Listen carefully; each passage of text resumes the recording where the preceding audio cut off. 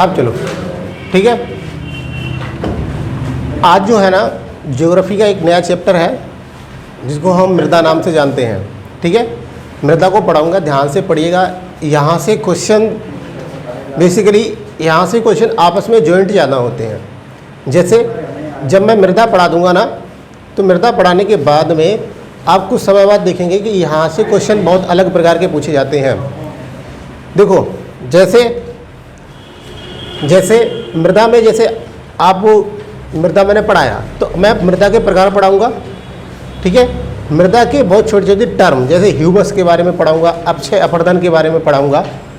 तो इनको पढ़ाने के बाद, ये टर्म पढ़ाने के बाद कहीं ना कहीं मैं मृदा को पढ़ाऊंगा, मृदा के प्रकार पढ़ाऊंगा। मृदा के प्रकार पढ़ाने के बाद होता क्या है जनरली कि आप एक चीज़ देखते हैं कि वहाँ पर कभी कभी क्वेश्चन इस प्रकार से पूछा जाता है कि बताइए निम्नलिखित मृदा में या किस प्रकार की मृदा में ये वाली फसल उगाई जा सकती है। जैसे आपसे कपास की कृषि किस प्रकार की मृदा के लिए सूटेबल है, बहुत ही नियमित तरीके से आता हुआ क्वेश्चन है, सब जानते हैं। ब्लैक सॉइल होनी चाहिए, काली मृदा होनी चाहिए, ठीक है। लेकिन मैं यहाँ पे आपको एक प्रकार से काली मृदा की जानकारी दे दूँगा।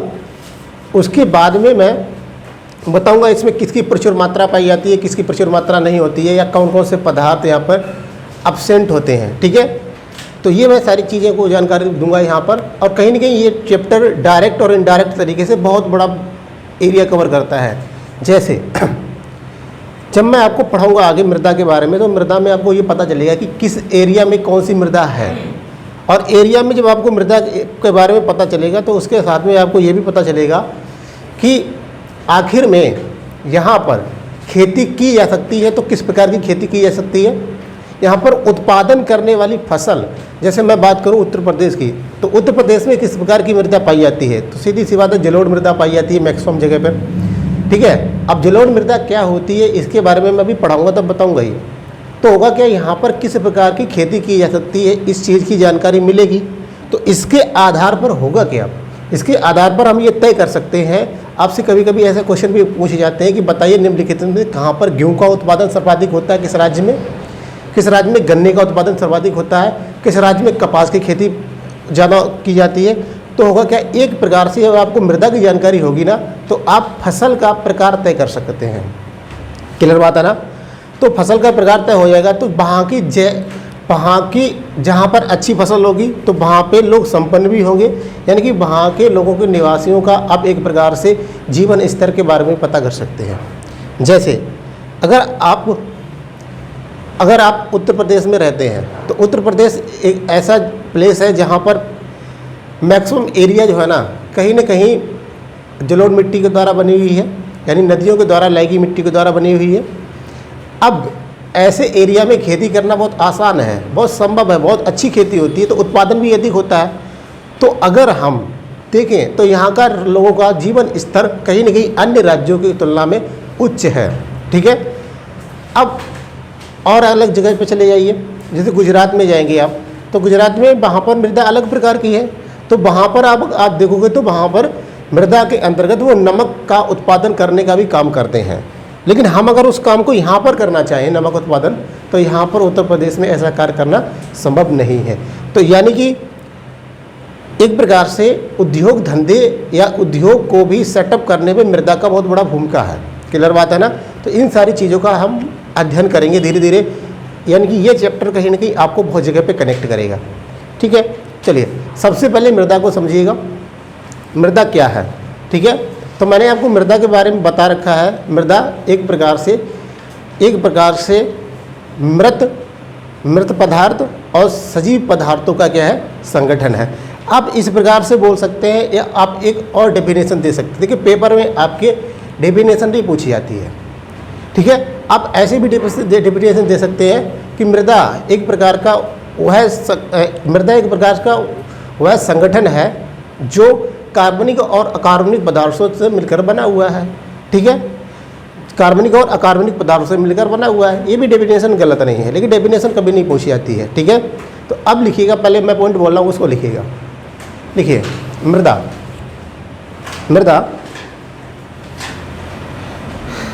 जिसका लिखा है वो ना लिखे, ठीक है। मृदा लैंग्वेज इधर उधर हो तो आप लैंग्वेज थोड़ा बहुत इधर उधर होगी तो आप टेंशन ना करिएगा, सेंस वही होगा। ठीक है, रटा रटाया तो है नहीं, मैं सीधा बोलता हूँ ऐसे ही। ठीक है, लिखिए मृदा जीवित व मृत पदार्थों का जीवित व मृत पदार्थों का एक संगठन है।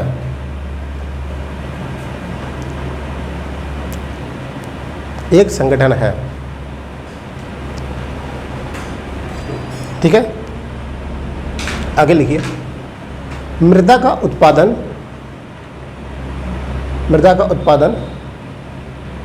या कोष्टक में करिए निर्माण। उत्पादन निर्माण में थोड़ा अंतर होता है शब्द में, लेकिन आप निर्माण करिएगा, उत्पादन कोई दिक्कत नहीं। मृदा का निर्माण, देखिए अभी मैं समझाऊंगा, ये प्रक्रिया होती है अपक्षय। ठीक है, कौन सी प्रक्रिया होती है? अपक्षय। मृदा का निर्माण अपक्षय, मृदा का निर्माण अपक्षय प्रक्रिया के द्वारा हुआ है। अपक्षय प्रक्रिया के द्वारा हुआ है। ठीक है भाई। अब यहाँ पे बहुत ध्यान से समझना एक चीज़ को। मैंने आपको एक शब्द बताया, अपक्षय प्रक्रिया के द्वारा हुआ है। आप अपना एक्स्ट्रा दिमाग मत लगाना कि क्वेश्चन अपक्षय और अपर्दन के द्वारा हुआ है, क्वेश्चन का आंसर गलत हो जाएगा। क्लियर बता रहा हूँ मैं। इसका मतलब क्या है? मृदा का निर्माण किसके द्वारा हुआ? अपक्षय के द्वारा हुआ, अपर्दन के द्वारा नहीं। अपर्दन का क्या मतलब होता है? अपक्षय का क्या मतलब होता है? क्या होता है? डिफरेंस क्या होता है? मैं अभी क्रिएट करूँगा आपके सामने। ठीक है, तो इसका निर्माण किससे होता है? अपक्षय के द्वारा होता है। सब चीज़ें बताऊँगा, धीरे धीरे क्रम में आएंगे। अब आगे पॉइंट लिखिएगा। मृदा शब्द की उत्पत्ति, मृदा शब्द की उत्पत्ति, मृदा शब्द की उत्पत्ति एक वर्ड है जिसको आप लिखते हैं सोलम।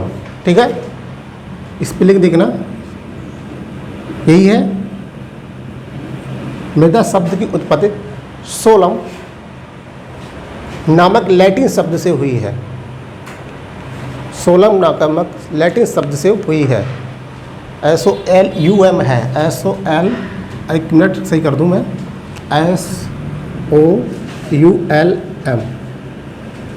SOULM, सोलम से हुई है। ठीक है, किससे हुई है? सोलम से हुई है। मृदा शब्द की उत्पत्ति सोलम से हुई है। ये लैटिन भाषा का शब्द है। क्लियर है ना? यहाँ तक किसी की कोई प्रॉब्लम नहीं होनी चाहिए। मैंने बताया क्या, मैं फिर रिपीट करता हूँ। मृदा एक प्रकार से जीवित व मृत पदार्थों का संगठन है, मैंने ये बताया आपको। ठीक है, जीवित पदार्थ कौन से होते हैं, अजीवित पदार्थ कौन से होते हैं, मृत पदार्थ कौन से होते हैं, अभी सब क्लियर होता जाएगा। उसके बाद में मैंने आपको बताया कि मृदा जो है ना, मृदा का अध्ययन जो अगर आप करेंगे ना, तो वो मृदा को अगर जब आप मृदा के शब्द की जो उत्पत्ति हुई है ना, तो वो उत्पत्ति अपक्षय से हुई है, अपक्षय। और मृदा जो शब्द लिखा गया ना, उसको ड्राइव कहाँ से किया गया? सोलम से किया गया, जो लैटिन भाषा का शब्द है। अब एक नोट लिखिएगा, क्वेश्चन यही पूछा जाता है कभी कभी। नोट लिखें, मृदा का अध्ययन, मृदा का अध्ययन, मृदा का अध्ययन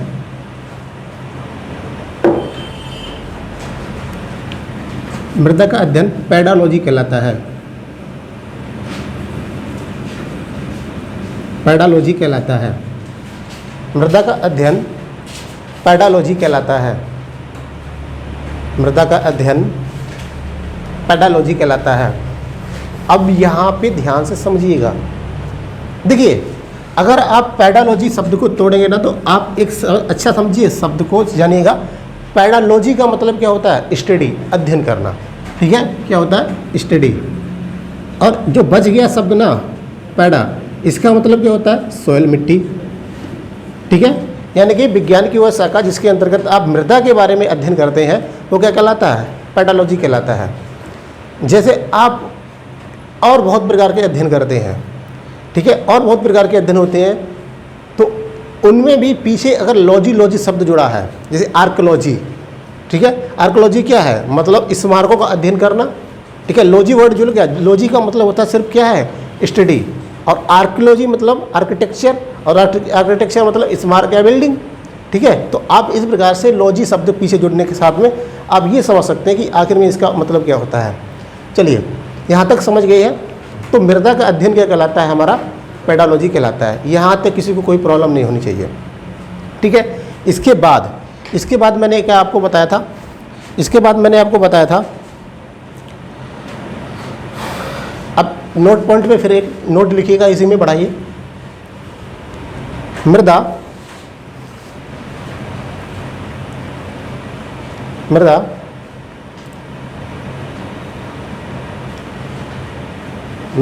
का निर्माण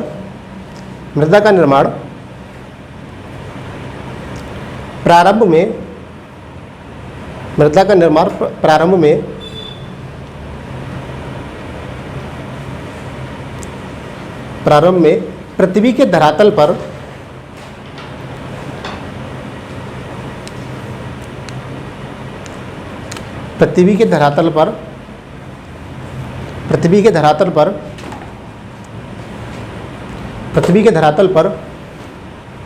चट्टानों के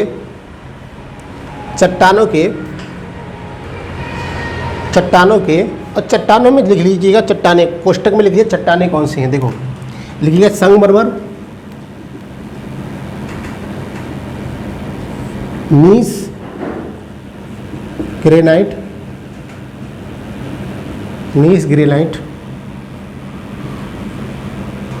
और भी होती है बहुत सारी, इतनी लिख लीजिएगा। और भी और चट्टाने होती, कोई मतलब नहीं, आप समझने के लिए लिख लीजिए। चट्टाने एक अलग चैप्टर आता है, वहाँ पढ़ाता हूँ मैं, ठीक है। तो लिखिए मिट्टी का निर्माण, इन चट्टानों के बारे में मैंने बताया। चट्टानों के अपक्षय के कारण हुआ है, अपक्षय के कारण हुआ है।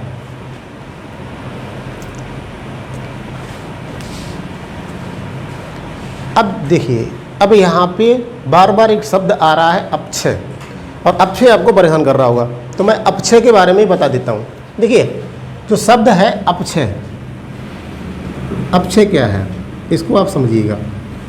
अपक्षय का मतलब होता है इंग्लिश में वेदरिंग, मतलब जब भी कभी भी तापमान में परिवर्तन आ जाए, यानी तापमान में परिवर्तन, मौसम की अलग अलग प्रकार की क्रियाएं और मानव के द्वारा विभिन्न प्रकार की क्रियाकलापों के द्वारा जब किसी भी चट्टान की ऊपरी परत टूटती है, तो वो टूटने के बाद कहीं ना कहीं महीन बारीक कणों में डिवाइड हो जाती है। तो यही जो बारीक कण है ना, वो हमारी क्या कहलाते हैं, मृदा कहलाती है। क्लियर बात है ना। अपक्षय प्रोसेस क्या है, अपक्षय एक प्रकार की वह क्रिया है जिसमें चट्टानों का ऊपरी भाग क्या करता है, टूटता है।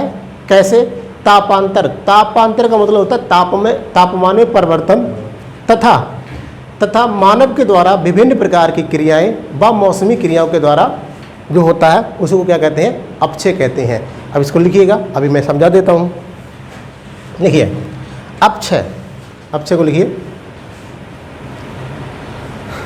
अपक्षय लिखिए तापमान परिवर्तन,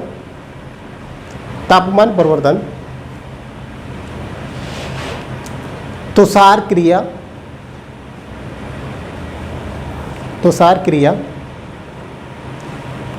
पौधे व प्राणियों के क्रियाकलापों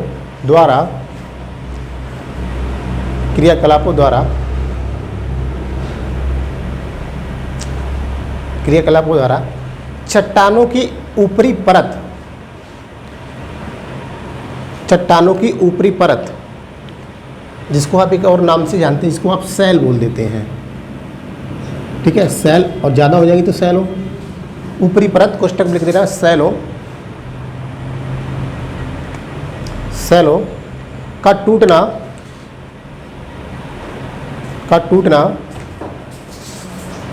टूटना और क्षय हो जाना और टूटना और क्षय हो जाना, क्षय हो जाना ही अपक्षय कहलाता है।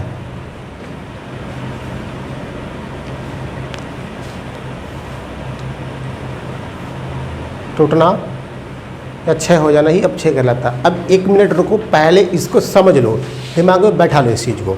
देखिए मैंने अपक्षय में बताया क्या, देखिए होता क्या है, आपको बेसिकली पता होना चाहिए कि जो भी हमारे यहाँ पे जो धरातल है इसमें कहीं ना कहीं प्रकार बहुत अलग अलग प्रकार की यहाँ पर क्या पाई जाती हैं, चट्टानें नीचे पाई जाती हैं। अगर जैसे आप सिंपल तरीके से अगर आप पानी की समरसेबल की बोरिंग कराते हैं तो आपको पता है कि धीरे धीरे जब नीचे की तरफ जाता है तो आपको कहीं कहता पक्का आया, मोटा आया, पतला आया, बलुई आई। ये क्या बताता है, ये बताता है कहीं ना कहीं चट्टानों के प्रकार नीचे ज़मीन के अंदर हैं, कहीं कंक्रीट मिलता है आपको। ये क्या बताता है, ये यही बताता है। तो नीचे की तरफ जब आप बढ़ेंगे ना तो अलग एक परमानेंट एरिया तक एक अलग प्रकार की चट्टान का संगठन रहता है। उस एरिया के नीचे जाएंगे तो अलग मिलेगी, उसके नीचे जाएंगे तो अलग मिलेगी, और उससे नीचे जाएंगे तो अलग मिलेगी। यानी कि कहीं ना कहीं हमारी जो धरातल है ना, धरातल का निचली भाग यानी कि नीचे की तरफ अगर जाएंगे ना तो कहीं ना कहीं अलग अलग प्रकार से बटा हुआ है, अलग अलग प्रकार की चट्टानों में। क्लियर बात है।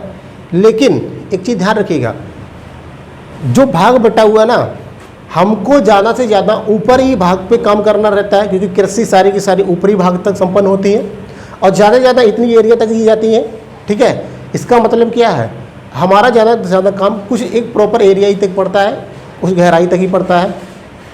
तो होता क्या है कि जब प्रारंभ में समझिए, मैंने आपको बताया था, कभी मैंने बताया था कहीं ना कहीं पृथ्वी एक आग का गोला हुआ करता था, जो कि पृथ्वी एक प्रकार से टूटा हुआ भाग है। किसका? पृथ्वी एक टूटा हुआ भाग है किसका? सूर्य का। मैंने आपको बताया था सूर्य का टूटा हुआ भाग। सूर्य में कितनी एनर्जी है?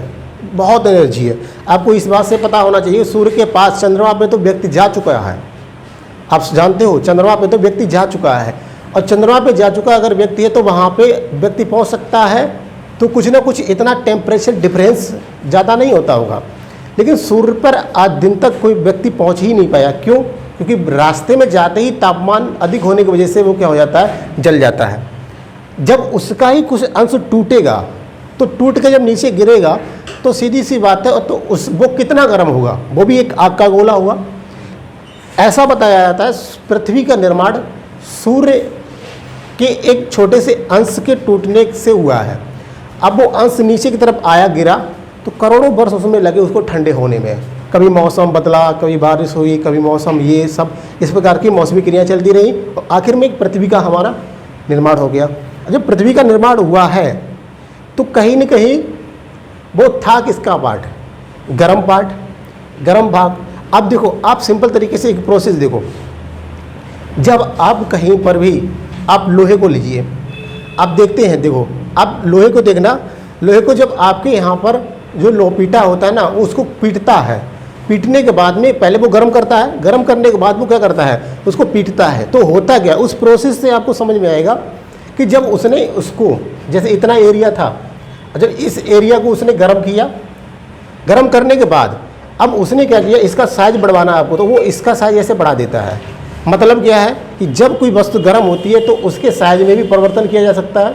ये निकल के आया है। मतलब अब देखिए, वो इसकी हार्डनेस बढ़ाने के लिए, इसकी हार्डनेस, कठोरता बढ़ाने के लिए करता क्या है, उसको उठा के तुरंत ही ठंडे पानी में, जल में डाल देता है, डालता है जल में, तो होता क्या है, इसकी हार्डनेस बढ़ जाती है।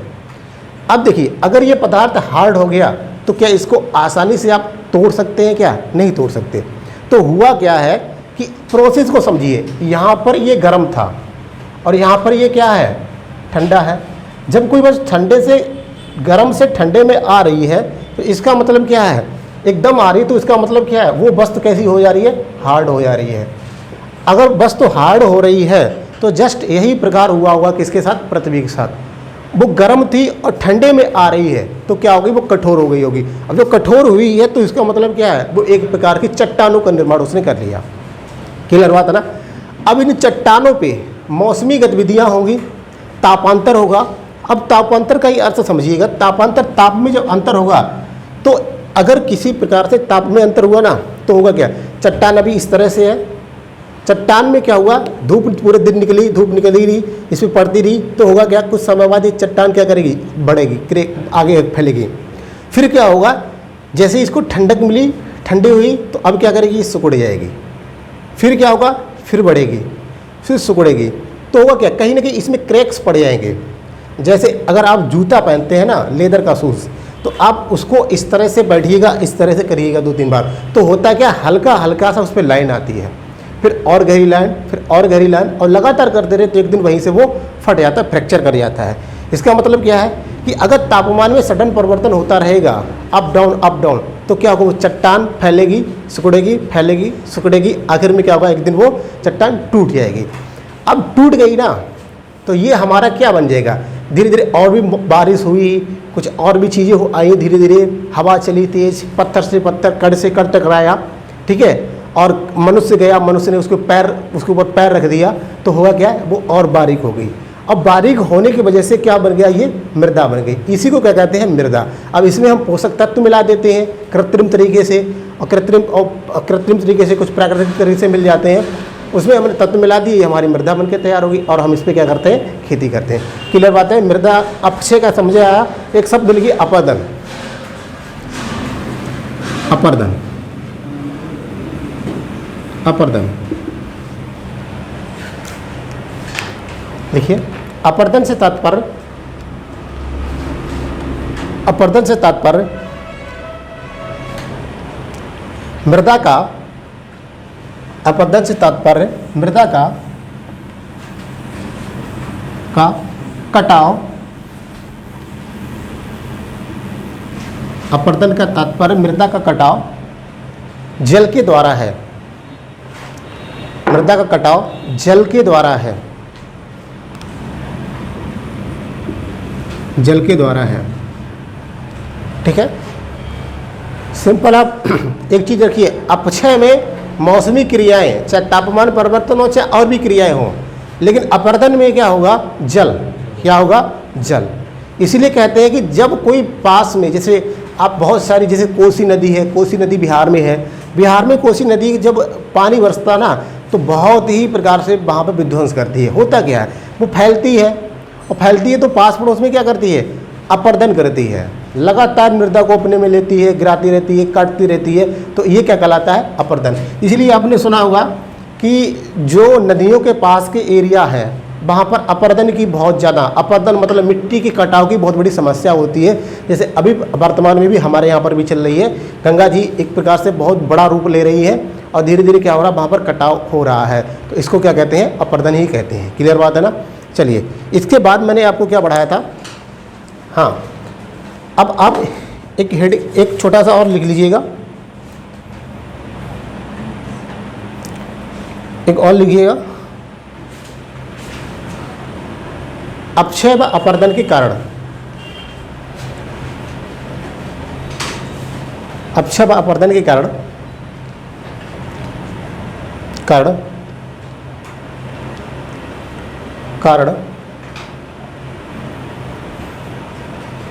एक शब्द लिखिएगा, डिफॉरेस्टेशन।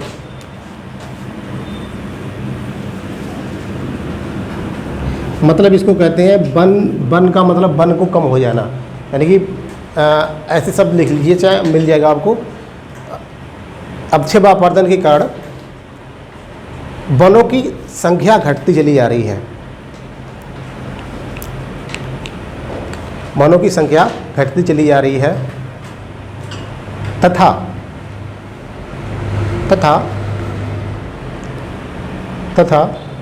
समुद्र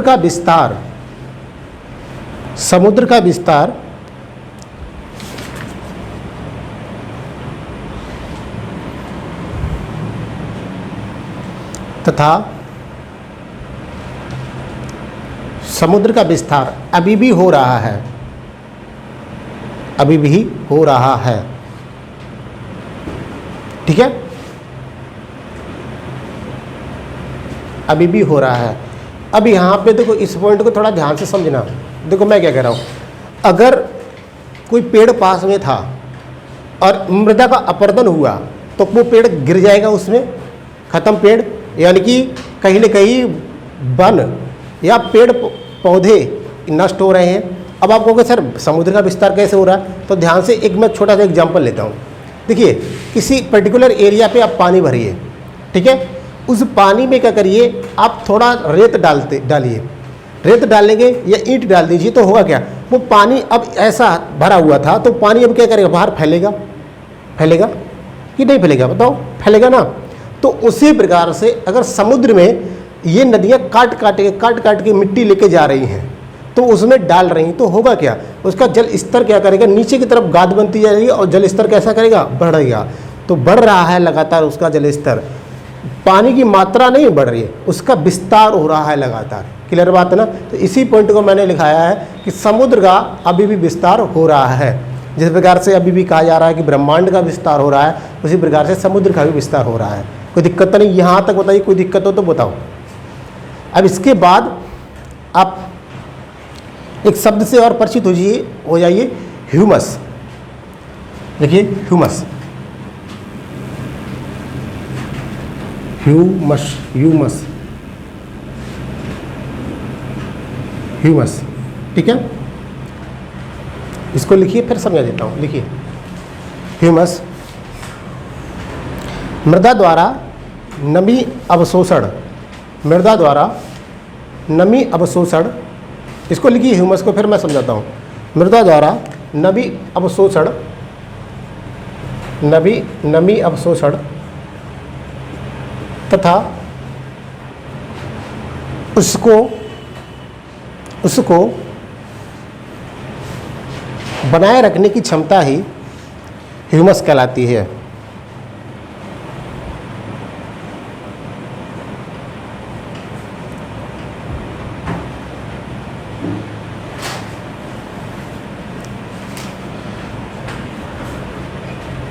ठीक है, यानी कि एक शब्द अगर मैं बोलूं ह्यूमस क्या है, तो ह्यूमस आप बताएंगे किसी भी मिट्टी के जल धारण करने की क्षमता ही क्या कहलाती है, हमारी ह्यूमस कहलाती है। खत्म बात, क्लियर बात है ना।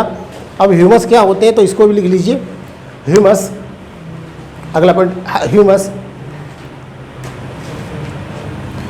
कार्बनिक पदार्थों का, ह्यूमस कार्बनिक पदार्थों का संगठन है जिसका निर्माण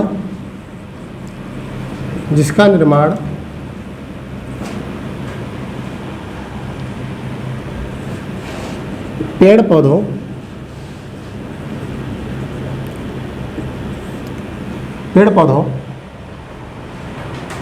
के द्वारा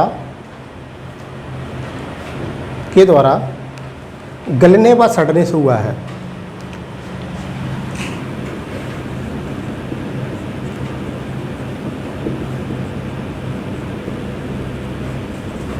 ठीक है, चलिए ये यहाँ तक तो आप समझ गए हैं। मतलब ह्यूमस क्या है, ह्यूमस का मतलब होता है सिर्फ और सिर्फ क्या, किसी भी मिट्टी का जल धारण करने की कैपेसिटी कहलाती है ह्यूमस। खत्म कहानी, ठीक है। अब देखो, फिर मैंने बताया इसका निर्माण कैसे हुआ है। पेड़ पौधे हैं, उसकी डाल थी, पत्ते थे, नीचे गिर गए, और वो गिर गए ना, तो हुआ क्या, ये कहीं ना कहीं ह्यूमस को क्रिएट करते हैं। अब एग्जाम्पल ऐसे देख लीजिए, किसी जगह पे ऐसे एक पत्ता रखा हो, एक खुला जगह हो, तो पत्ता रखा रहेगा इस प्रकार से, तो क्या करेगा वो नीचे जमीन में नीचे नमी ज़्यादा बनाए रखेगा। क्यों बनाए रखेगा, सनलाइट डायरेक्ट पड़ नहीं है, सनलाइट डायरेक्ट पड़ रही तो डायरेक्ट उसका जो बाष्पोत्सर्जन हो नहीं पा रहा है, तो फिर क्या है, तो उस जगह को सूखेगी नहीं जल्दी से। अब आगे लिखिए मृदा के प्रकार। अब ये आपके लिए थोड़ा इंपॉर्टेंट है, जिसको आप इंतजार कर रहे थे। मृदा के प्रकार,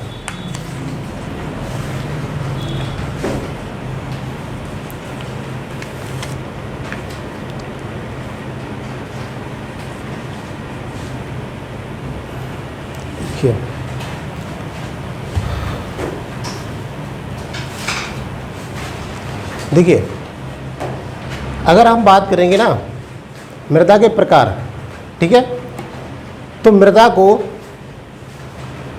भारत में, मृदा को लिखना, बात सुनो पहले, ऐसे लिखोगे तो कहाँ तक लिखोगे। मृदा को भारत में एक हमारा संस्थान है ICAR, मतलब क्या है, इसका मतलब है हमारा क्या है, भारतीय कृषि अनुसंधान संगठन, ठीक है, संस्थान बोलो। तो ये क्या है, इसने मृदा को अपने हिसाब से 8 भागों में बांटा है। कितने भागों में, 8 भागों में बांटा है। लेकिन पुराने समय में जब तक ये संस्थान हमारे पास था नहीं, उससे पहले मृदा 2 भागों में बटा करती थी। और वो मृदा के 2 भाग कौन से थे, जरा ध्यान से समझो। एक था उपजाऊ और एक था अनुपजाऊ। यानी कि एक भाग ऐसा है जहाँ पर कृषि उपजाऊ है, दूसरा भाग कैसा है, अनुपजाऊ। यानी कि एक भाग क्या है, एक भाग है उर्वरा वाला भाग है और एक भाग कैसा है, ऊसर है। कैसा है, ऊसर है। तो ये पहले 2 भागों में बांटा गया था जब हमारे पास भारतीय कृषि अनुसंधान संगठन हमने नहीं बनाया था। जब उसका हमने निर्माण कर लिया तो उसने मृदा को बहुत अच्छी तरीके से डिटेल से पढ़ा, अध्ययन किया, अलग अलग स्टेट्स में जाके अध्ययन किया, अलग अलग प्रकार की मृदाएं पाई गई। तो उसने कॉमनली मृदाओं को कितने भागों में बांटा है, 8। तो लिखिएगा, एक पॉइंट लिखिए, प्रारंभ में मृदा 2 भागों में बांटी गई थी। प्रारंभ में मृदा 2 भागों में बांटी गई थी। प्रारंभ में मृदा 2 भागों में बांटी गई थी।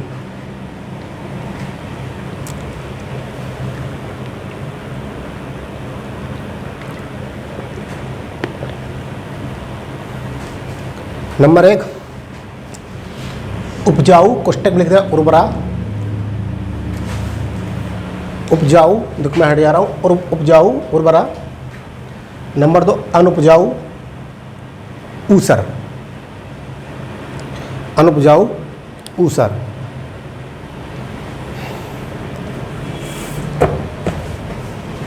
ठीक है, अब अनुपजाऊ ऊसर। अब एक चीज़ पता होनी चाहिए आपको, उपजाऊ क्या है, अनुपजाऊ क्या है, इसके बारे में आप जानते हैं। उपजाऊ क्या है, जहाँ पर कृषि कार्य संपन्न किए जा सके वो क्या कहलाता है, हमारा उपजाऊ। और अनुपजाऊ कौन सा भाग है, जहाँ पर कृषि कार्य संपन्न ना किए जा सके वो क्या कहलाते हैं, हमारे अनुपजाऊ कहलाते हैं। यहाँ तक किसी को कोई दिक्कत नहीं होनी चाहिए। अब आगे लिखिएगा, भारतीय कृषि अनुसंधान संगठन के द्वारा, भारतीय कृषि अनुसंधान संगठन के द्वारा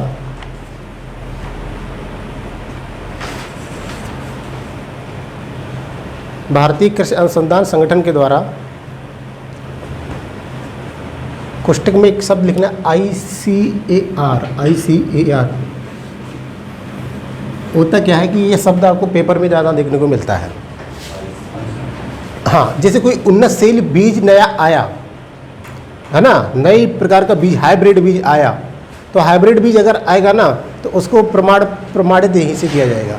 ठीक है, हाँ, यही हमारा मेन संस्थान है। ठीक है, तो हाँ, भारतीय कृषि अनुसंधान संगठन ने मृदा को 8 प्रकार में बांटा है, 8 प्रकार में बांटा है।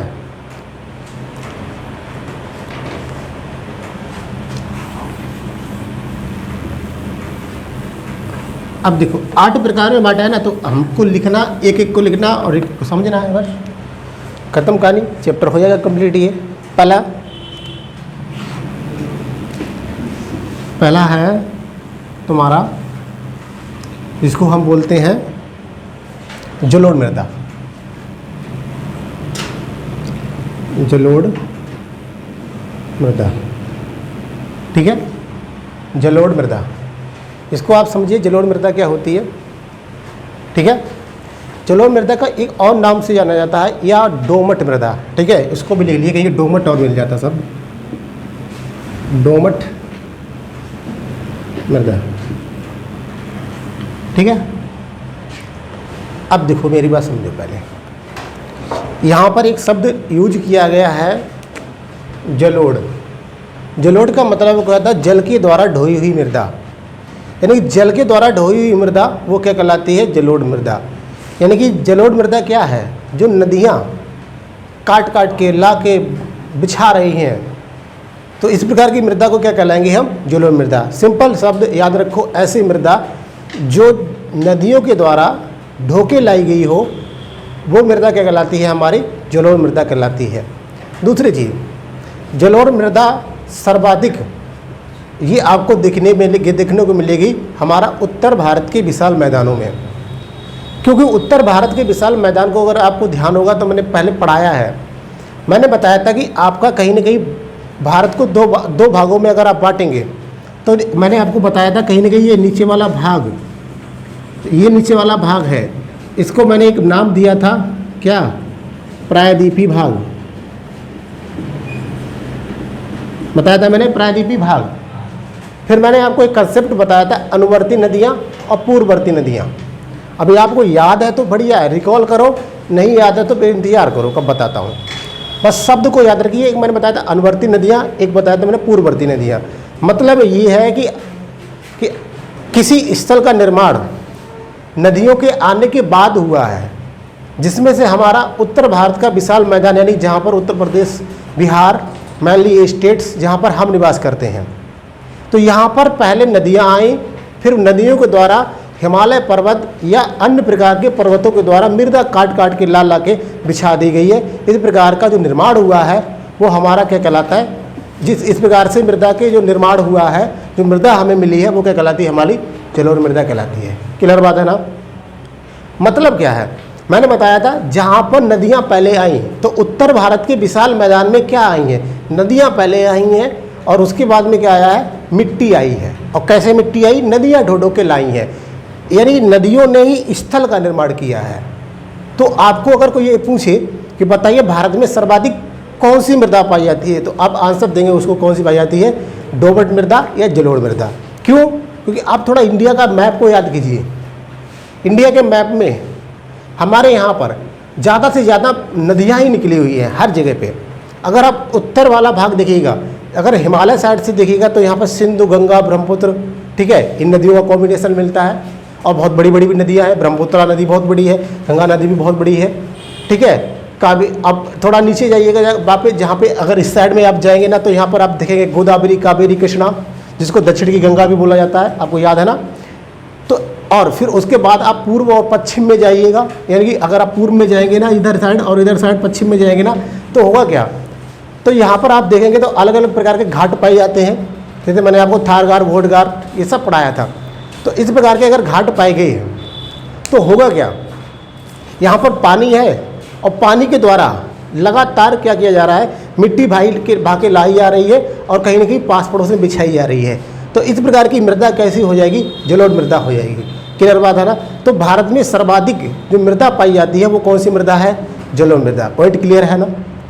सबसे ज़्यादा जलोढ़ मृदा कौन सी है, ऐसी मृदा जो नदियों के द्वारा ढोके लाई गई है। क्लियर बात है ना। यानी दूसरा चीज़, अगर जलोढ़ मृदा है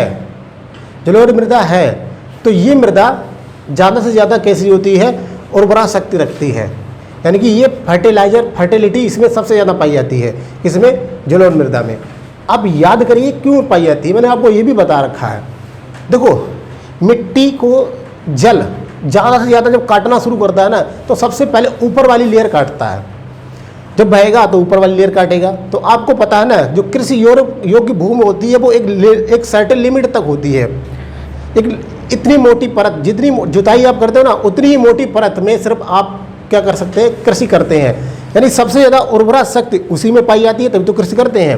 नहीं तो आप देख लीजिएगा, जो व्यक्ति अपने खेत की मिट्टी उठवा देता है तो 2-3 साल तक उसके खेत में कुछ भी नहीं होता है, कोई फसल नहीं होती है। इसका मतलब क्या है, अगर जब इसको काट के पानी लेके जा रहा है, ढोके लेके जा रहा है, नदी ढोके लेके जा रही है, तो कौन सी मिट्टी गई आपकी, उर्वरा शक्ति वाली की, जिसमें फर्टिलिटी है। तो जहाँ पर बिछाएगी तो वहाँ पर क्या उर्वरा शक्ति नहीं होगी क्या, बिल्कुल होगी। तो वहाँ पर कृषि होगी क्या, बिल्कुल होगी कृषि। तो हमेशा नदियाँ कौन सी भागे ले जाती हैं, मिट्टी उर्वरा शक्ति की। तो इसका मतलब क्या, 2 पॉइंट क्या। अब पहले समझो, इसी को थोड़ा समझते जाना। जलोढ़ मृदा क्या है, नदियों को द्वारा लाई गई मृदा, ठीक है, नदी द्वारा लाई गई मृदा। दूसरी चीज़, जलोढ़ मृदा नदियों के द्वारा लाई गई मृदा है। और इसका निर्माण अगर आप बात करेंगे ना, तो इसका निर्माण ज़्यादा से ज़्यादा किस क्षेत्र में हुआ, हमारा उत्तर भारत का विशाल मैदान। आप समझिए, मैं तो रफली लिख रहा हूँ, ठीक है। दूसरी चीज़, ये मृदा किस प्रकार की मृदा होगी, तो ये मृदा कैसी है, उपजाऊ मृदा है, उपजाऊ मृदा है। दूसरी चीज़, अगर ये उपजाऊ है तो इसमें कमी किस प्रकार, किस चीज़ की रही होगी, तो ध्यान रखिएगा, इसमें किस चीज़ की कमी रहती है, नाइट्रोजन व ह्यूमस की कमी रहती है, मेनली नाइट्रोजन। इसीलिए तो आप देखो यूरिया में क्या होता है सबसे ज़्यादा, नाइट्रोजन होता है। अब अगर देखो तो उसमें लिखा होता है 46% लिखा होता है नाइट्रोजन। तो नाइट्रोजन सबसे ज़्यादा प्रयोग होती है, क्योंकि भारत में खासकर उत्तर प्रदेश में जलोढ़ मृदा है, इसलिए क्या है यहाँ पर नाइट्रोजन की ज़्यादा डिमांड रहती है। तो इसका मतलब क्या उपजाऊ है, नाइट्रोजन व ह्यूमस की इसमें कमी है। क्या इसमें कृषि कार्य संपन्न हो सकते हैं? बिल्कुल। यहाँ पर क्या है, अत्यधिक कृषि कार्य, ठीक है। अगर अत्यधिक कृषि कार्य है तो लोगों का जीवन कैसा होगा? अच्छा होगा, ठीक है। और दूसरी चीज़, फसलें होंगी तो बिल्कुल फसलें होंगी। तो सर्वाधिक फसलें कौन सी होती हैं? गेहूँ, गन्ना, ये ज़्यादा से ज़्यादा फसलें की जाती हैं। आलू भी होती है हमारे यहाँ पे, तो आलू इसको भी आप जानते हैं, और मूंगफली वगैरह भी हो जाती है, तिलहन की फसलें। अब देखो एक चीज़ और यहाँ पर, इसको मैंने इतना चीज़ मैंने बता दिया। अच्छा, क्या इसमें नमी धारण करने की क्षमता होगी? नहीं। इसमें नमी धारण करने की क्षमता, नमी धारण करने की क्षमता कैसी होती है?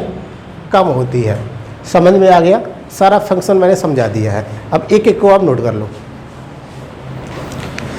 अब तुम ये कहोगे, तुम एक तो क्वेश्चन नहीं करते हो, मैं ही तुम्हें बताता हूँ बार बार सबका तर्क। ये बताओ, नमी धारण करने की क्षमता कम क्यों होगी? है भाई? अरे पागल हो, ह्यूमस कम होगा, उससे क्या मतलब हो गया? ह्यूमस तो कहलाता है, ह्यूमस तो एक प्रकार का टर्म है जिसको कहते हैं मृदा के द्वारा नमी धारण करने की क्षमता कहलाती है। और ह्यूमस कम होगा, इसका मतलब क्या? नमी ही कम है तो ह्यूमस ही कम होगा ना। तो ह्यूमस का मतलब कुछ नहीं है। अब यहाँ पर देखो, एक चीज़ मुझे बताओ, जो चीज़ बहुत ही बारीक कणों के द्वारा मिलकर बनी है, तो बारीक कण से मिट्टी का वाष्पोत्सर्जन भी फास्ट होता जाएगा, जल्दी तेज होता है। बहुत छोटे छोटे कणों से मिलकर बना है, तो इसका मतलब क्या है? अगर बारीक कण है ना, तो वहाँ पर क्या है, नमी भी जल्दी से जल्दी उड़ जाएगी और जल भी कम धारण कर पाएगी। भाई, एक तुम हो 1 लीटर पानी पीते हो, एक भैंस है बड़ा पेट है, ज़्यादा पानी पीती है। तो उसी प्रकार से यहाँ पर देख लो, ठीक है। समझ में आया? अब तो अपनी तुलना भैंस से मत करने लगा है। लिखो, जलोढ़ मृदा को लिख लो। ऐसी मृदा, हाँ भाई, हाँ समझ में आ रहा है? यहीं पे हो तब सही। जलोढ़ मृदा लिखो, ऐसी मृदा जिसका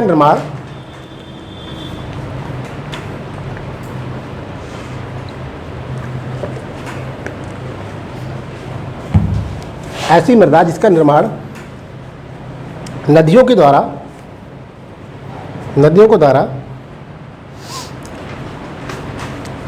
के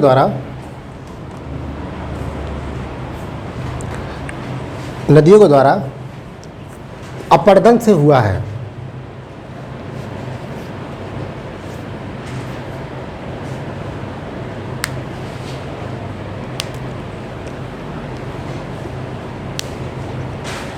ठीक है, कोमा लिखिएगा, कोमा लगाइए।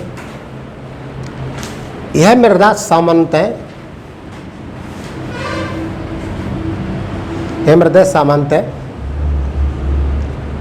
नदियों के पास में नदियों के पास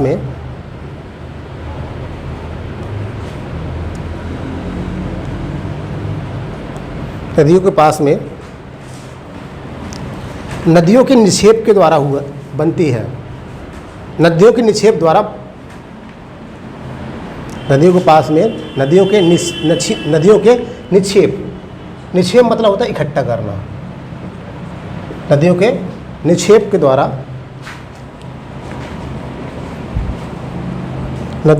द्वारा हुआ है। अगला पॉइंट लिखो इसमें, यह मृदा सामान्यतः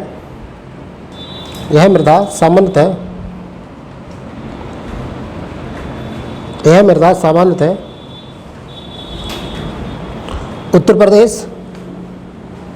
बिहार,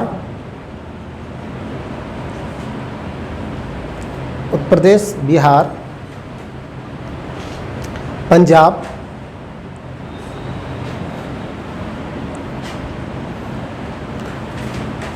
असम तक फैली हुई है,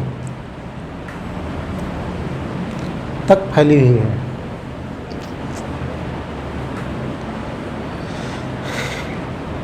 देखो मैंने आपको एक चीज़ बताया कि ये मृदा जो है ना सामान्यतः मतलब इस एरिया में ज़्यादा पाई जाती है और एरिया में अलग अलग भी होगी, कोई दिक्कत तो नहीं है ना। इसका मतलब ये मत समझना सर क्या जम्मू कश्मीर में नहीं है, बिल्कुल है यार। वहाँ पे कौन सी नदी है, वहाँ पे एक और नदी है, सिंधु नदी है, तो है बिल्कुल है सर। महाराष्ट्र वगैरह में, महाराष्ट्र को छोड़ो नीचे की तरफ और चले जाओ, यहाँ पर जो भारत का प्रायद्वीपीय भाग है वहाँ पर मृदा पाई जाएगी, तो बिल्कुल पाई जाएगी भाई मेरे, क्यों पाई जाएगी। वहाँ पर और भी नदियाँ हैं, कावेरी कृष्णा गोदावरी नदी है जिसको दक्षिण की गंगा भी बोला जाता है, तो वहाँ पर भी क्या मिलेगी, मिट्टी मिलेगी। कौन सी, आपकी जलोढ़ मिट्टी। मतलब सिर्फ ये समझो जहाँ पर जल के द्वारा धोके मिट्टी लाई गई हुई वो कहलाएगी हमारी जलोढ़ मिट्टी। अगला पॉइंट लिखिए, इस मिट्टी में नाइट्रोजन की कमी पाई जाती है। इस मिट्टी में नाइट्रोजन की कमी पाई जाती है।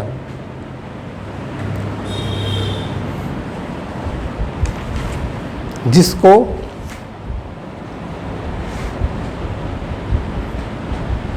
नाइट्रोजन की कमी पाई जाती है, इतना रख लीजिए, नाइट्रोजन की कमी पाई जाती है, जिसको काट दीजिए। उसके आगे लिखिए, अगला पॉइंट बना के लिखिए, जलोढ़ मृदा को सामान्यतः दो भागों में बांटा जाता है। जलोढ़ मृदा को सामान्यतः दो भागों में बांटा जाता है। नंबर एक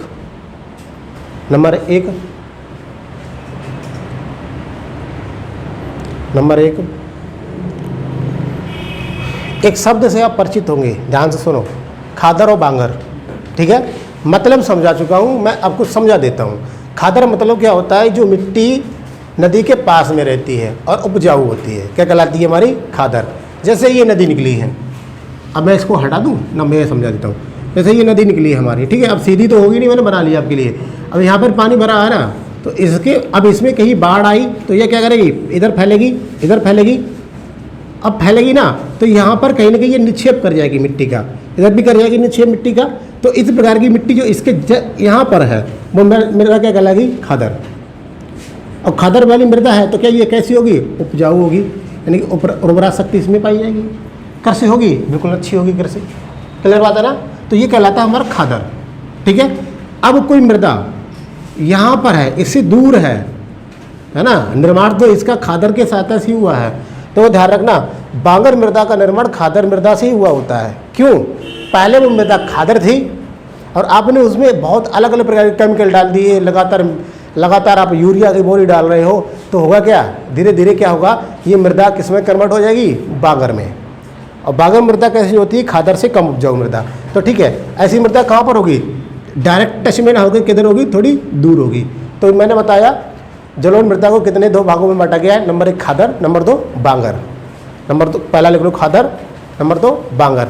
मतलब समझा चुका हूँ, बार बार नहीं समझाऊंगा। क्लियर बात है ना, लिखो उसको, मत लिखो उसको, खादर और एक क्या कहलाएगी, बांगर। बांगर मतलब संजय बांगर नहीं, बांगर। ठीक है, अब एक चीज़ जरा ध्यान से समझो, यहाँ पे देखो, अब आप सोच रहे हो कि बांगर मृदा खादर से बांगर कैसे कन्वर्ट हुई। तो आप सिंपल सा एक उदाहरण लेके देखो, आपका खेत है, पहले आप प्राचीन काल में जब आपके बाबा किया करते होंगे खेत, तो उस समय वो जब यूरिया नया चला होगा, तो वो कहते होंगे सिर्फ मैं 1 बोरी डालता था और पूरा 5 बीघा में 1 बोरी डालता था और ज़बरदस्त उत्पादन होता था। अब धीरे धीरे सुनो तो आपको पता लगेगा 5 बीघा में 4 बोरी डालता हूँ, लेकिन उतना भी उत्पादन नहीं होता है। क्यों, क्योंकि धीरे धीरे कैपेसिटी क्या हो रही है, कैपेसिटी क्या हो रही है, उसको और चाहिए मृदा को। तो कैसी मृदा कन्वर्ट हो चाहिए, बांगर में। जैसे और उदाहरण मैं देता हूँ, कोई नशीला व्यक्ति हो ना और वो क्वार्टर 1 लगाता हो, है 1 पौवा पीता हो, तो फिर अगर वो 1 पौवा लगातार पीता होगा ना, तो पहले दिन जब उसने 1 पौवा पिया होगा ना, दारू 1 बोतल पी होगी, तो झूमा होगा। अब उसने कुछ दिन बाद वो 1 पिएगा तो उसका कुछ भी नहीं होगा, मस्त घूमेगा, ऐसे करेगा, आंखें लाल पीली जरूर हो जाएंगी। लेकिन अब उसकी क्षमता, वो टैंकर बनता चला जा रहा है। अब वो क्या चाहिए, 1.5 में उतना नशा होगा जितना पहले में होता था। अब क्या चाहिए, और धीरे धीरे 2 चाहिए, 3 चाहिए, बाद में उसको पूरी पेटी चाहिए, तब तक तो उसकी हड्डियाँ गल चुकी होंगी ना, तब तक वो भगवान को प्यारा हो चुका होगा। मतलब क्या है, धीरे धीरे क्या है, अगर आप मृदा, इसको मृदा से कनेक्ट कीजिए। उदाहरण का मतलब मैं ऐसे देता हूँ ताकि आप कुछ समझ सकें।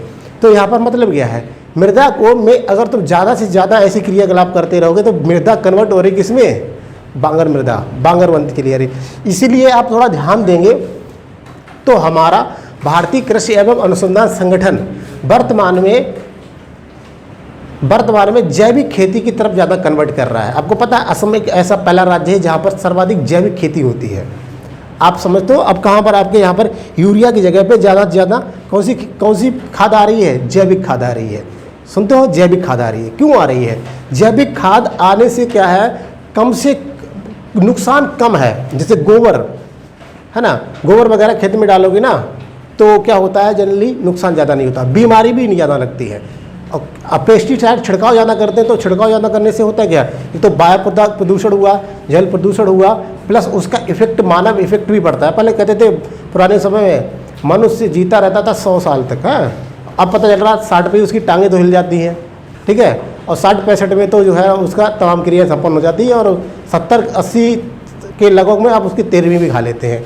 मतलब क्या है कि धीरे धीरे ये हो क्या रहा है, ये हाइब्रिड बीज और आपके लगातार आपके द्वारा किए जा रहे लगातार ऐसे क्रियाकलाप जो केमिकल वाले हैं और पेस्टिसाइड्स वगैरह है, यूरिया है, डीएपी है, ये क्या कर रहे हैं, धीरे धीरे इसको इसमें मानव इफेक्ट इसके ऊपर ज़्यादा भी पड़ रहा है। ठीक है, अब यूरिया का फंक्शन भी क्या होता है तो आप ध्यान से सुन लो। यूरिया का मतलब होता है, जैसे आपका यूरिया का पेड़ यहाँ पर खड़ा है, ध्यान से समझो इस चीज़ को, पेड़ यहाँ पर खड़ा है और यूरिया का आपने यहाँ पर दाना डाल दिया इस एरिया में, तो ये क्या करेगा, इस पूरे एरिया का सारा जितना भी जल कंटेंट से लेके जितनी भी यहाँ पर पोषक तत्व होंगे वो इसको दे देगा पेड़ को। क्या यूरिया के पास खुद का कोई पावर थी, कुछ के खुद के कोई खनिज तत्व थे? नहीं थे। हाँ, किसमें होते हैं, डीएपी में जरूर होते हैं थोड़े बहुत, इसीलिए डीएपी महंगी होती है। समझ में आया, यूरिया इसीलिए सस्ती होती है। क्लियर बात है ना, समझ गए ना। तो ऐसा प्रयोग करने से क्या होती है, बांगर मिट्टी का निर्माण होता है। बहुत समझा दिया, अब आगे अगली मिट्टी लिखो, काली मिट्टी।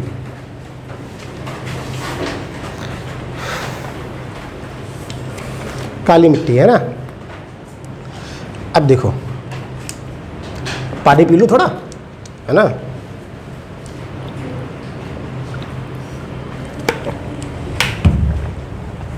अब समझो काली मिट्टी। काली मिट्टी देखो सामान्यतः क्या बताया जाता है, अब छोड़ो उधर, तुम इधर समझो पहले। काली मिट्टी का निर्माण जो सामान्यतः बताया जाता है वो ये कहा जाता है कि ज्वालामुखी के उद्गार से काली मिट्टी का निर्माण हुआ है।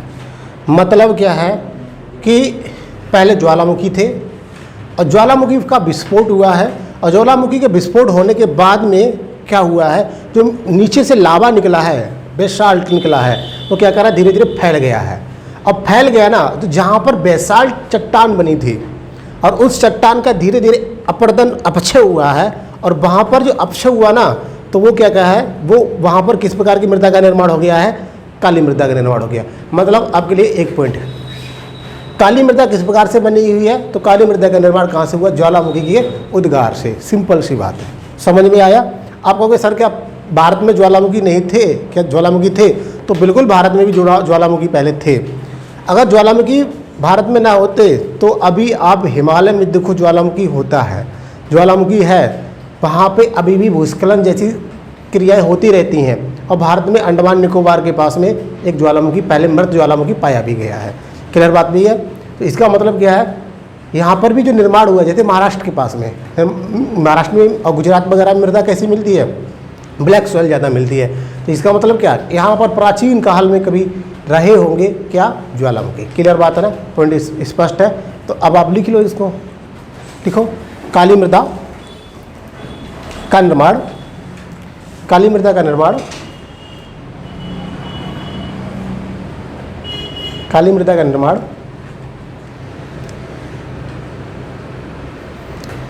काली मृदा का निर्माण ज्वालामुखी विस्फोट से, ज्वालामुखी विस्फोट से, ज्वालामुखी विस्फोट से निकलने निकलने वाले लावा के निकलने वाले लावा के ठंडे होने के उपरांत ठंडे होने के उपरांत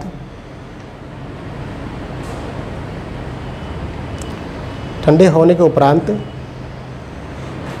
के उपरांत बेसाल्ट लावा, तो ठंडा हो गया तो ये बेसाल्ट कहलाया।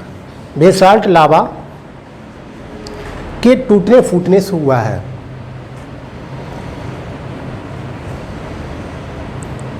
के टूटने फूटने से हुआ है।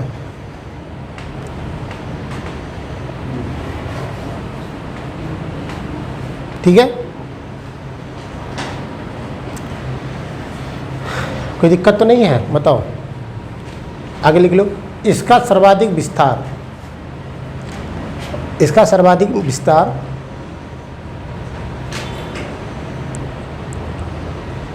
इसका सर्वाधिक विस्तार महाराष्ट्र, गुजरात,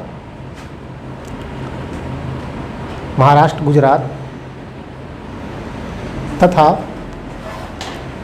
मध्य प्रदेश के भाग में मिलता है।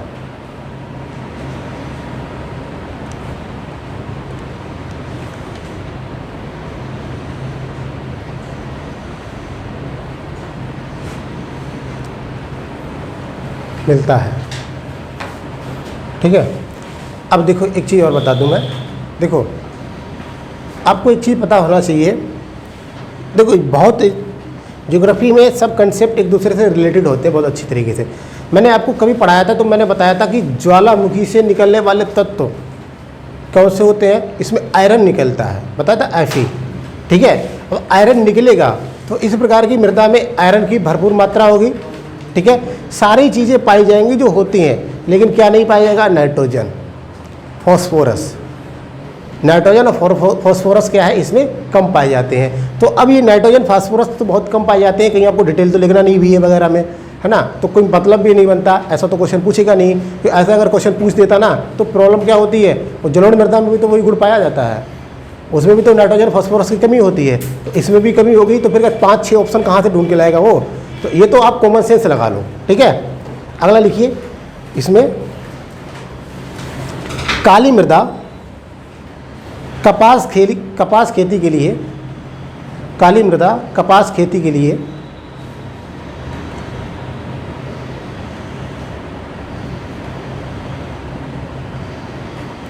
काली मृदा कपास खेती के लिए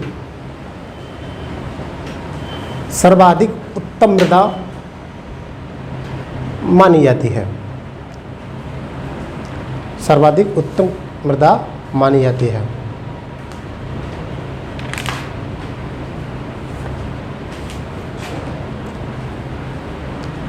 ठीक है, सर्वाधिक उत्तम मृदा मानी जाती है।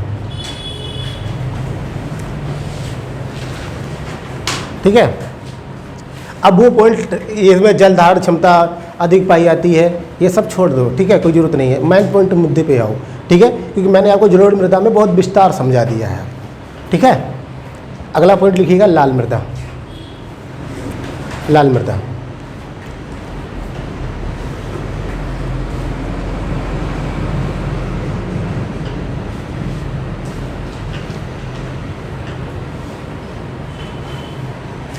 लाल मृदा।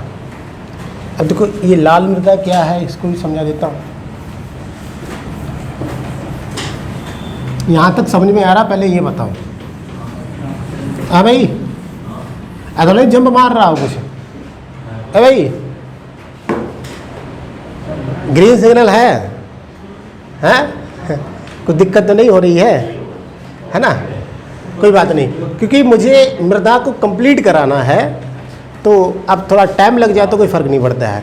अब टू दी पॉइंट रहेंगे, और पॉइंट रहने, बताऊँ थोड़ा विस्तार से तो समझा दिया मैंने आपको, पूरा डिटेल बता ही दिया।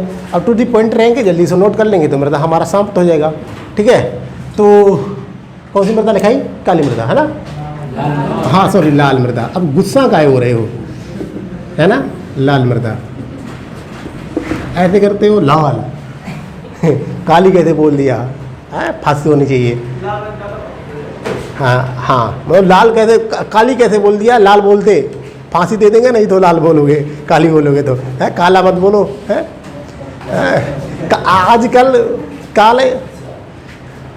आजकल लाल वाले को भी, मतलब लाल वाला का आजकल काला है ना, उसको भी काला बोल दो तो दिक्कत होती है ना, उसको सफ़ेद रंग चाहिए है।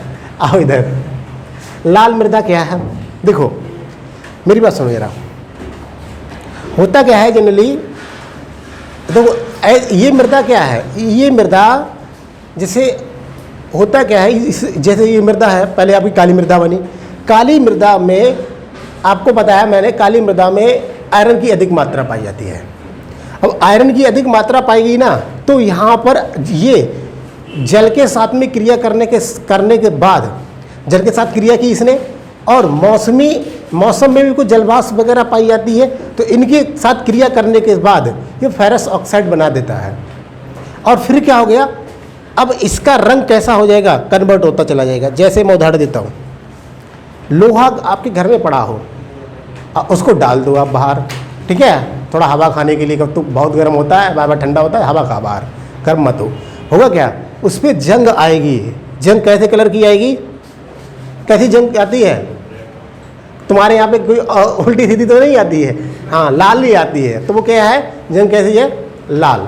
तो अब ये लाल जंग जो आ गई है ना, तो उसी प्रकार से मिट्टी में भी आ जाएगी, और मिट्टी में अगर आ जाएगी तो इस प्रकार से इस प्रकार की मृदा का जो निर्माण हुआ वो कौन सी मृदा कहलाएगी, लाल मृदा। खत्म कहानी। एक मृदा समझो सिर्फ, जो 2 मिनट मृदा, लाल काली पीली नीली सब ऐसी होती चली जाती हैं। लिखो इसमें फिर, हाँ, इसका निर्माण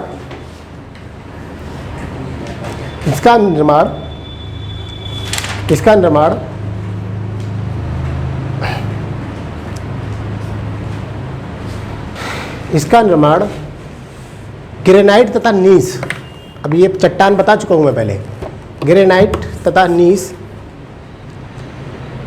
चट्टानों के विखंडन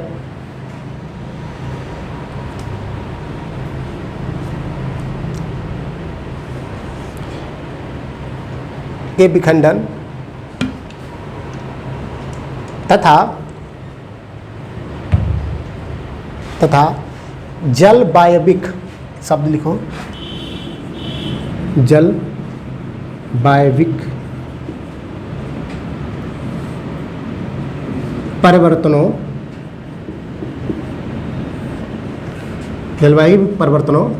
के कारण हुआ है।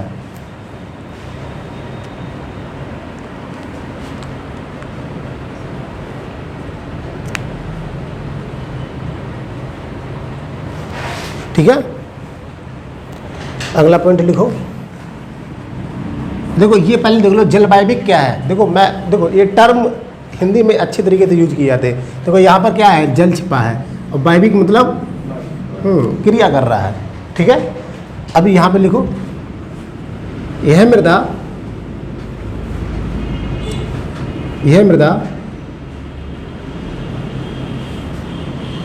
मृदा दलहन फसलों के लिए कोमा मोटे अनाज के लिए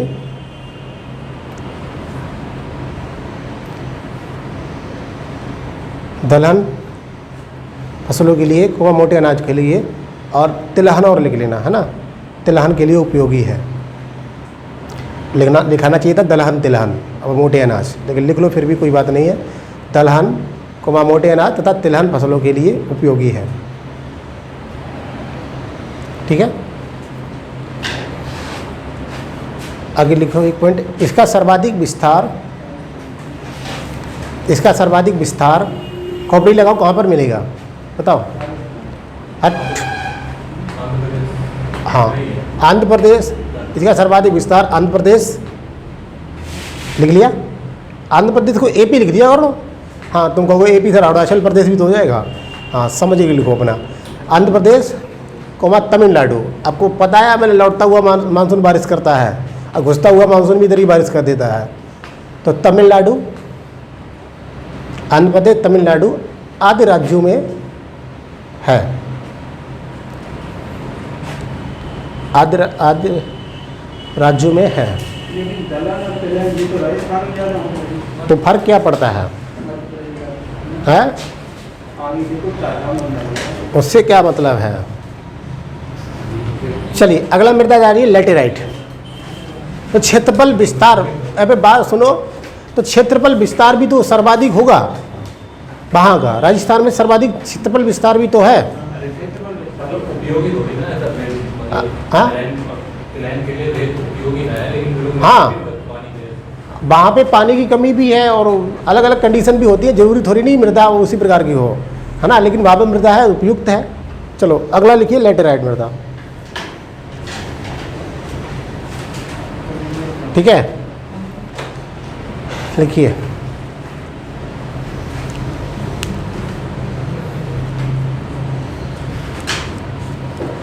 इसको लिख लो। क्या मैंने लिखा है? लैटेराइट। लिखिए लैटेराइट शब्द की उत्पत्ति, लैटेराइट शब्द की उत्पत्ति लैटिन शब्द लेटर,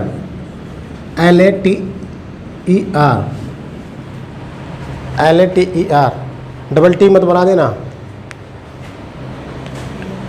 उत्पत्ति लेटर शब्द से हुई है, जिसका शाब्दिक अर्थ है,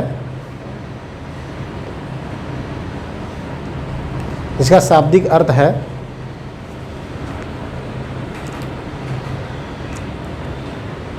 जिसका शाब्दिक अर्थ है ईंट। क्या है? ईंट, जिसको आप ब्रिक बोल देते हैं, ईंट।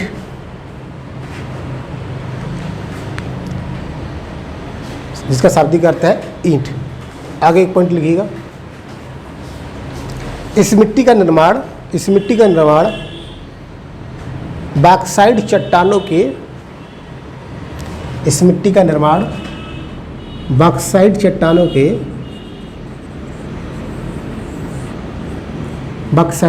के विखंडन से हुआ है।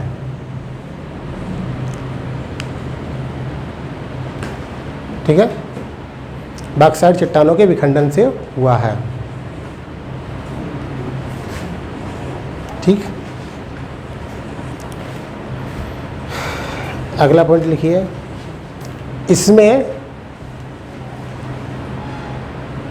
इसमें लोहे के ऑक्साइड तथा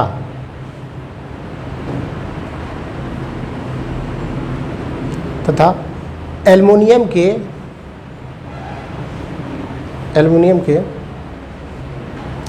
यौगिक भरपूर मात्रा में पाए जाते हैं। एल्युमिनियम के यौगिक भरपूर मात्रा में पाए जाते हैं।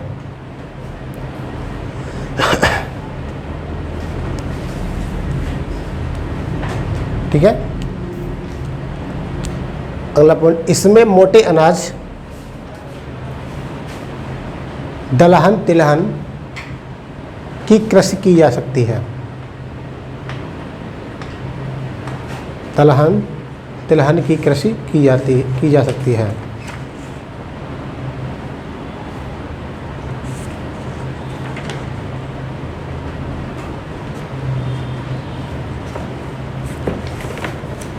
ठीक है, बात खत्म। अब अगली एक लिखिएगा मृदा। कितनी मृदा हो पाई अभी? 4। अगली लिखिए मरुस्थलीय मृदा। मरुस्थलीय मृदा,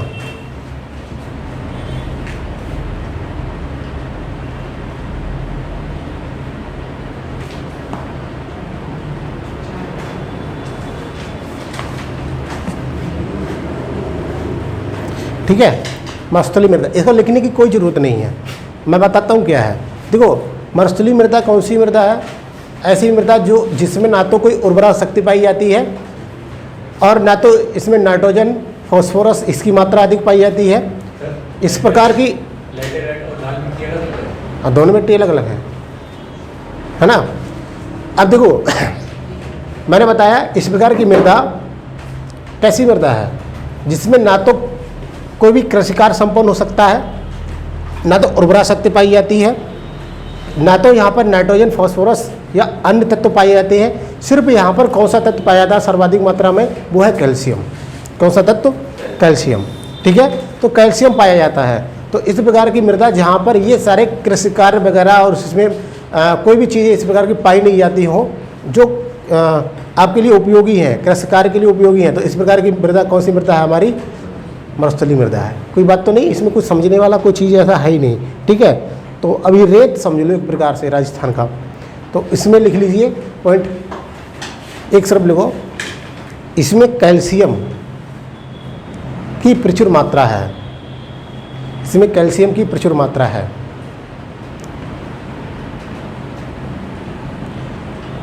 इसका विस्तार राजस्थान, सौराष्ट्र,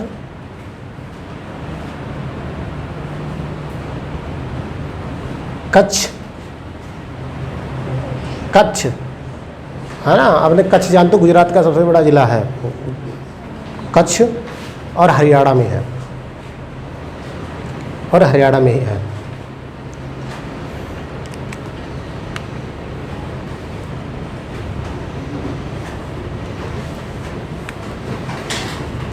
ठीक है,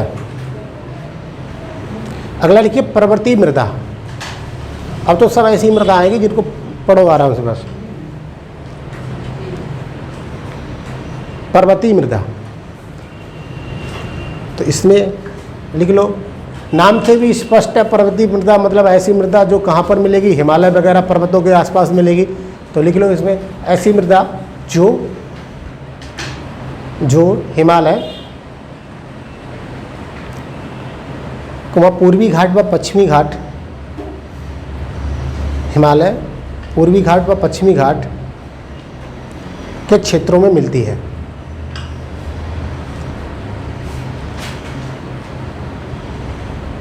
ठीक है, अगला पॉइंट लिख लो, इसमें ह्यूमस धारण करने की क्षमता, इसमें ह्यूमस धारण करने की क्षमता अधिक,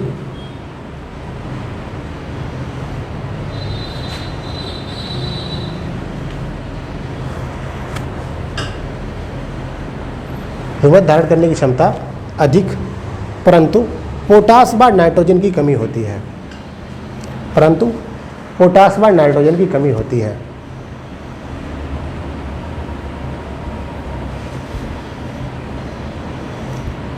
ठीक है, अब आगे देखो, लिखो अगला पॉइंट, इस प्रकार की मृदा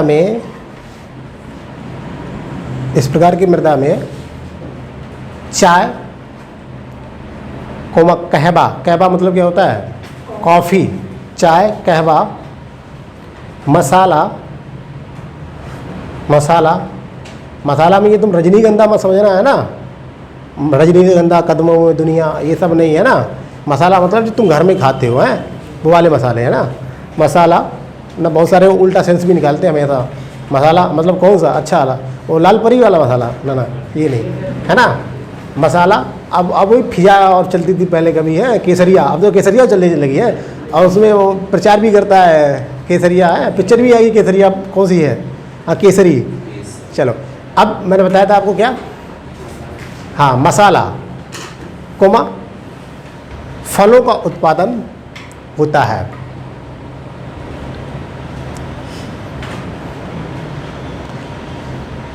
अब एक छोटा सा प्यारा सा नोट लिखो, होता है, एक नोट लिखो, 5 रुपये वाला नोट। अच्छा, मुझे ये बताओ, सर्वाधिक कॉफ़ी का उत्पादन किस राज्य में होता है? असम। असम वाले कितने हैं? असम वाले, कर्नाटक वाले कितने हैं? हाँ, चलो 1 पॉइंट दे दो इनको, हैं, लिखो, सर्वाधिक कॉफ़ी का उत्पादन, सर्वाधिक कॉफ़ी का उत्पादन कर्नाटक में होता है।